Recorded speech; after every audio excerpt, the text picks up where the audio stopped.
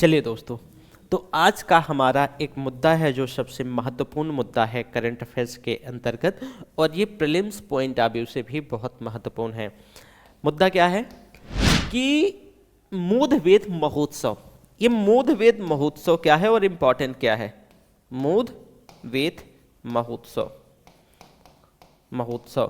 दरअसल बेटा ये महोत्सव जो है एक जनजाति है तमिलनाडु की टोडा। तो टोडा जनजाति के द्वारा क्या किया जाता है? मनाया जाता है।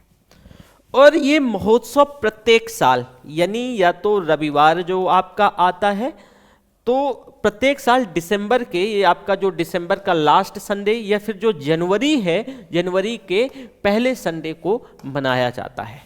ठीक है, तो ये तो अब ये आपसे पूछा जा सकता है कि भाई कैसे महोत्सव क्या होता है, ये सारी चीज़ों के बारे में। तो ये ध्यान रखना कि ये प्रतिवर्ष दिसंबर के जो है अंतिम रविवार या फिर जनवरी के पहले रविवार को मनाया जाता है। और ये नीलगिरी जो जिला है तमिलनाडु का, तो वहाँ पे मुथानाथुमुंड गांव है, तो वहाँ पे एक मनुपो मंदिर है, वहीं पर ये आयोजित होता है। होता क्या है बेटा कि जो आपको मनुपो मंदिर में एक अद्वितीय ऊर्ध्वाधर शिखर है, और उसमें जो है जिसकी छत आप यहाँ पर ये देख पा रहे होंगे, ये जो छत है ये घास फूस की है। यहाँ पर एक सपाट क्या होता है? यहाँ पर एक सपाट पत्थर रखा होता है।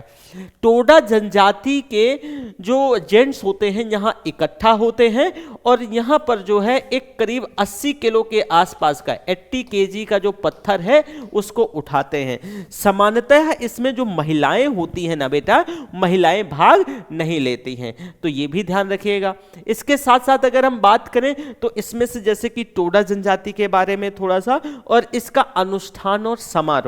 देखो अनुष्ठान और समारोह में तो आने वाले वर्ष में ये अच्छे स्वास्थ्य के लिए, कि अच्छा स्वास्थ्य रहे, बारिश बढ़िया से हो, भरपूर फसलें रहें, उसके साथ साथ भरपूर फसलों के साथ जो है देवताओं की पूजा के लिए एक जो है थेनकिस अम्मान एक देवता है, तो उनसे प्रार्थना करी जाती है। और उत्सव के एक भाग के रूप में जो है प्रतिभागी मंदिर के बाहर जो है जो जितने लोग हैं, तो एक हिस्सा क्या करता है? डांस करता है। ठीक है, तो ये तो आप जान गए। इसमें से कुछ अनोखी प्रथाएं भी हैं। अनोखी प्रथा जैसे मैंने 80 किलो वाला जो है आपका चिकना पत्थर है वो उठा करके अपनी ताकत का यहाँ यानी पुरुषत्व का प्रदर्शन करते हैं जो टोडा जो युवा होते हैं, मतलब टोडा जनजाति के। और ये पारंपरिक रीति रिवाज के अनुसार जो है महिलाएं इसमें भाग नहीं लेती हैं।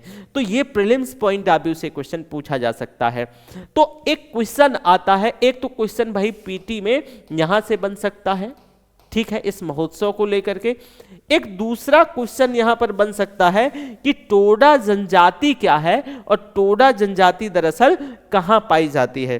ये आपको पिक्चर दिख रही होगी आपको स्क्रीन पे, बस एक मिनट। तो ये पिक्चर आपको स्क्रीन पे दिख रही होगी बेटा।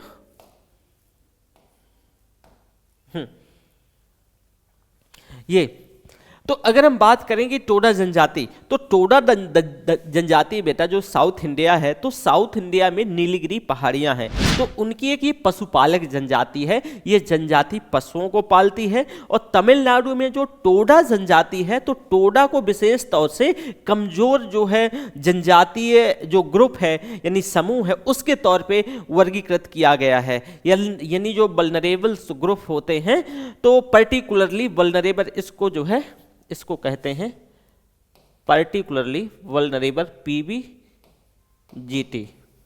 तो particularly vulnerable tribe group TG बोलते हैं। तो इसके तौर पे टोडा को क्या किया गया है?